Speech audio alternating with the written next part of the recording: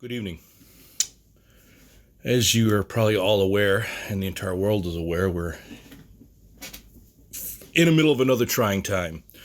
Just coming out of the throes of this pandemic into the throes of some very, very, very racial unrest.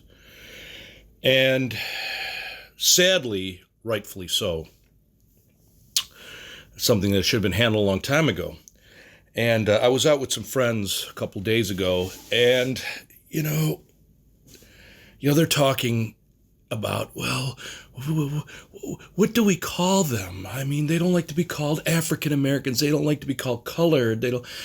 And I'm like, seriously? They don't give a fuck what you call them. Just call them friend. It's so much deeper. And it really brought me to thinking, which is exactly what everyone's upset about, what the black people are upset about, is like, in this whole Drew Brees thing is, folks, you're not listening. You're coming with these preconceived notions. You're not listening to us. And these people are wonderful, dear friends of mine, very close friends of mine. I love them dearly. I wanted to jump up and strangle them, but I just shut my mouth. And these are people that are genuinely distraught over the death of George. Forgive me, my brain's fried. And over the deaths of Brianna and some of the other ones. They are genuinely distraught over this,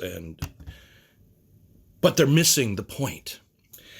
And it reminds me of a short story. And back in 10th grade, my English teacher, her name was Carla Thompson, Mrs. Thompson. She had us read 3 short stories. And I don't remember the other 2. I didn't care for this one. But after she explained it to me, it stuck with me. And I think this story is almost what needs to be told. And it was written by Shirley Jackson in 1943. And it was in, I think, Harper's Bazaar or something like that. 1943. It's called After You, My Dear Alphonse. And then I'll let me read it, and then I'll kind of explain it to you and the interesting thing about it. So, After You, My Dear Alphonse by Shirley Jackson from 1943. Mrs. Wilson was taking the gingerbread out of the oven when she heard Johnny outside talking to someone. "Johnny," she called, "you're late. Come in and get your lunch." "Just a minute, Mother," Johnny said. "After you, my dear Alphonse." "After you, my dear Alphonse," another voice said. "No, after you, my dear Alphonse," Johnny said. Mrs. Wilson opened the door. "Johnny," she said, "you come in this minute and get your lunch. You can play after you've eaten." Johnny came in after her slowly. "Mother," he said, "I brought Boyd home for lunch with me." "Boyd?" Mrs. Wilson thought for a moment. "I don't believe I've met Boyd." "Bring him in, dear. Since you've invited him, lunch is ready." "Boyd!" Johnny yelled. "Hey, Boyd, come on." "I'm coming. Just got to unload this stuff." "Well, hurry, or my mom will be sore." "Johnny, that's not very polite to either your friend or your mother," Mrs. Wilson said. "Come sit down, Boyd." As she turned to show Boyd where to sit, she saw he was a Negro boy, smaller than Johnny, but about the same age. His arms were loaded with split kindling wood. "Where'll I put this stuff, Johnny?" he asked. Mrs. Wilson turned to Johnny. "Johnny," she said, "what is all that wood?" "Dead Japanese," Johnny said mildly. "We stand them on the ground and run over them with tanks." "How do you do, Mrs. Wilson?" Boyd said. "How do you do, Boyd? You shouldn't let Johnny make you carry all that wood. Sit down now and eat lunch, both of you."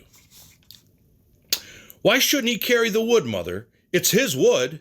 We got it at his place." "Johnny," Mrs. Wilson said, "go on and eat your lunch." "Sure," Johnny said. He held out the dish of scrambled eggs to Boyd. "After you, my dear Alphonse." "After you, my dear Alphonse," Boyd said. "After you, my dear Alphonse," Johnny said. They began to giggle. "Are you hungry, Boyd?" Mrs. Wilson asked. "Yes, Mrs. Wilson." "Well, don't let Johnny stop you. He always fusses about eating. So you just see that you get a good lunch. There's plenty of food here for you if you want to have all there's plenty of food here for you to have all you want. Thank you, Mrs. Wilson. Come on, Alphonse, Johnny said. He pushed half the scrambled eggs onto Boyd's plate. Boyd watched while Mrs. Wilson put a dish of stewed tomatoes beside his plate.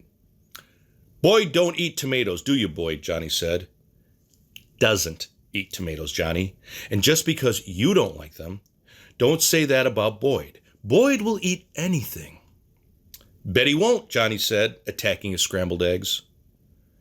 Boyd wants to grow up and be a strong man so he can work hard, Mrs. Wilson said. I'll bet Boyd's father eats stewed tomatoes. My father eats anything he wants to, Boyd said. So does mine, Johnny said. Sometimes he doesn't hardly eat anything. He's a little guy, though. Wouldn't hurt a flea. Mine's the little guy, too, Boyd said.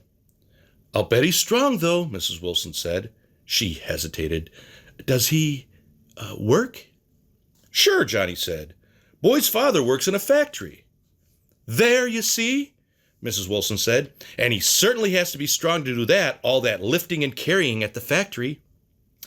Boyd's father doesn't have to, Johnny said. He's a foreman. Mrs. Wilson felt defeated. What does your mother do, Boyd?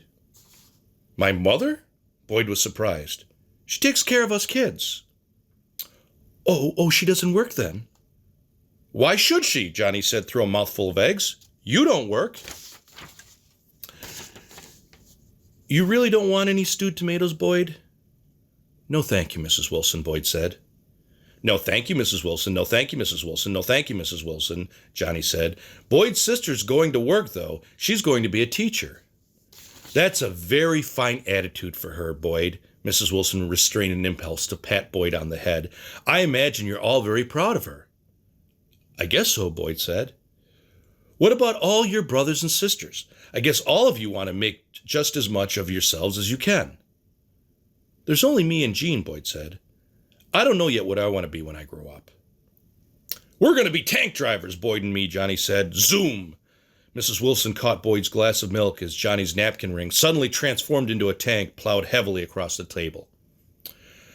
Look, Johnny, Boyd said. Here's a foxhole. I'm shooting at you. Mrs. Wilson, with the speed of long experience, took the gingerbread off the shelf and placed it carefully between the tank and the foxhole. Now eat as much as you want, Boyd. I want to see you get filled up. Boyd eats a lot. Not as much as I do, Johnny said. I'm bigger than he is. You're not much bigger, Boyd said. I can beat you running. Mrs. Wilson took a deep breath. Boyd, she said. Both boys turned to her. Boyd, Johnny has some suits that are a little too small for him and a winter coat. It's not new, of course, but there's lots of wear in it still. And I have a few dresses that your mother or sister could probably use. Your mother can make them over into lots of things all for you. And I'd be very happy to give them to you. Suppose before you leave, I make up a big bundle and then you and Johnny take them over to your mother right away.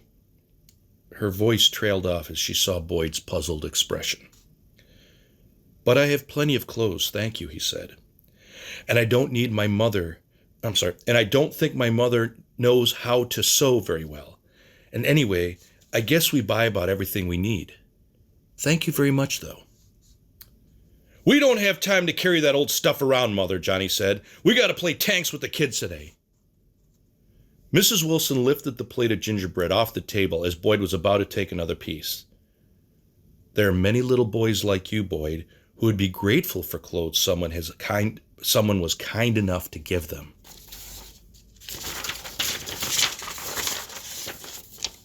Boyd will take them if you want him to, Mother, Johnny said. I didn't mean to make you mad, Mrs. Wilson, Boyd said.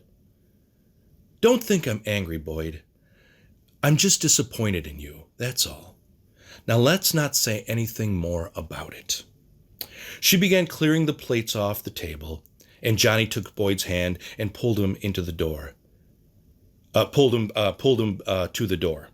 Bye, Mother, Johnny said. Boyd stood for a minute, staring at Mrs. Wilson's back. After you, my dear Alphonse, Johnny said, holding the door open. Is your mother still mad? Mrs. Wilson heard Boyd ask in a low voice. I don't know, Johnny said. She's screwy sometimes. So's mine, Boyd said. He hesitated. After you, my dear Alphonse. In 1943, this was written. And I think it just absolutely sums up the misconceptions. The story is this lady, her son brings home a little black kid at the day in the middle of the 40s, right? So it was still rife. She didn't say, get him out of here. She didn't call him any names. She invited him in to eat lunch. She was from the goodness. But then it was like, here, eat these stewed tomatoes because, why, you will eat anything because you're starving. And, doesn't your daddy eat a lot? Because he's probably a big, strong man. He's got to work for a living. And systematically, Boyd is like, no, my dad actually is the foreman. He doesn't eat he eats whatever he wants. Oh, but does your mother work? No, she stays at home, just like, as Johnny points out, just like you do, mother. Okay? Well, you've got, yes, I'm sure your mother has to stay home. She has to look after you and all your little brothers and sisters. No, it's just me and my sister, and she wants to be a teacher. Oh, you must be so proud of that. What a grandiose vision, okay?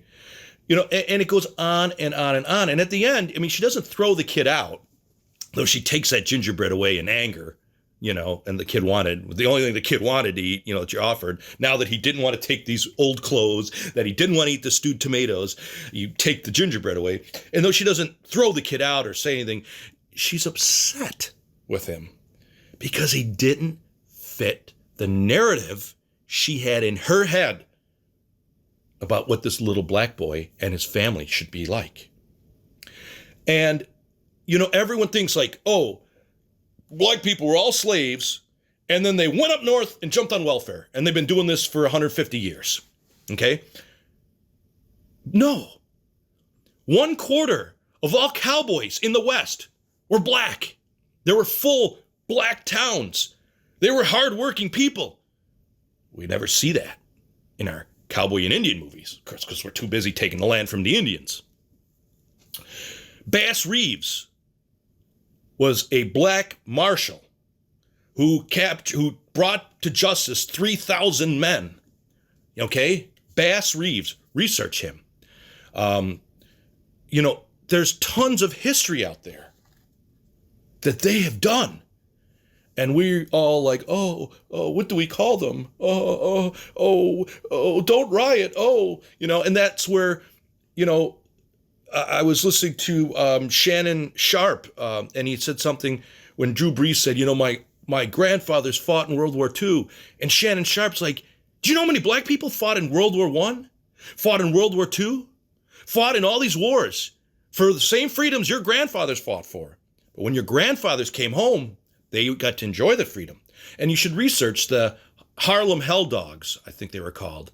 Or they were 1911 or 19, they were like World War I black fighting brigade. They were the most vicious. They did so many stuff, but when they came back home, they didn't get, how many of these guys were posthumously honored for their contribution to the war effort? They didn't get to enjoy those freedoms that they fought for because of the color of their skin. And we have to think, and we're going to be, here's some old clothes. Let me help you. Genuinely caring, of course, we don't want you to be, but it ain't like that, brother, man. They can handle it. Just give them a chance. And that's all they're saying. We got this, man. Matter of fact, we could show you a few tricks of the trade. And that, I think, is what, this collective, that black people are doing when Drew Brees said something like this. Or when I heard my friends talking, and I was just like, are you kidding me? Come on, man. Let's get with the program. And Shirley Jackson called this in 1943, and we still aren't getting it. And that's all they want you to do is listen. Listen. We're one of you, man. We're humans too. Just have darker skin. That's all. Okay? Just listen.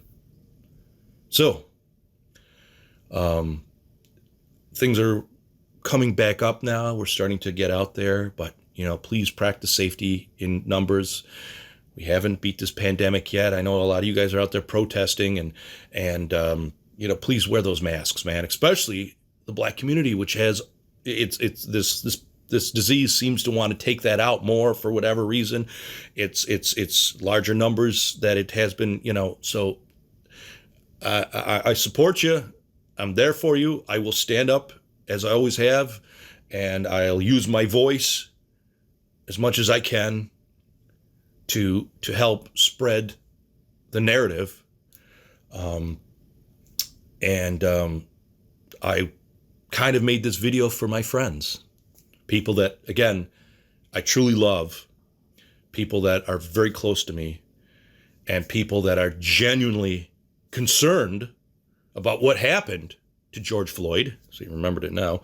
Just like Johnny's mommy was worried about Boyd not having enough clothing or not eating enough stewed tomatoes.